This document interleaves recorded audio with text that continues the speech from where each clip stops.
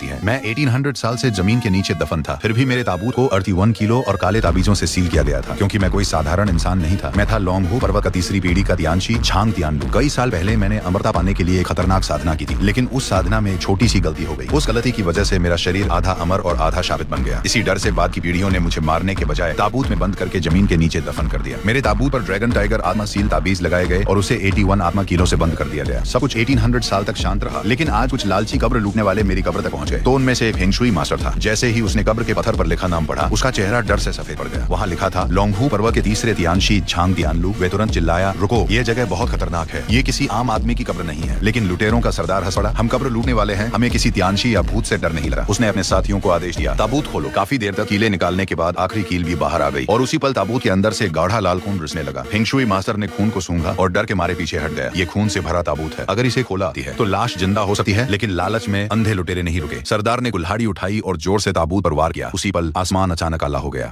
भारी बादल जमा हो गए और अगले ही सेकंड एक भयानक काली बिजली सीधे ताबूत पर गिर पड़ी। जोरदार धमाके के साथ ताबूत दो टुकड़ों में फट गया। लुटेरों का सरदार बिजली की लहर से दीवार से जा टकराया। बाकी लुटेरे डर के मारे कांपने लगे और तभी ताबूत के अंदर पड़ी लाश की उंगलियां हल्की सी हिलने लगी। फिर धीरे धीरे मेरी आंखें खुल गईं। मेरी सुनहरी आंखें सीधे उन लुटेरों को घूर रही थी, क्योंकि 1800 साल बाद लोंगहू पर्वत का तीसरा तियांशी फिर से जाग चुका था और अब जो भी मेरी कब्र को छुएगा उसका अंजाम सिर्फ मौत होगा। अगर पार्ट 2 देखना चाहते हो तो इस वीडियो पर 1000 लाइक्स जरूर करो।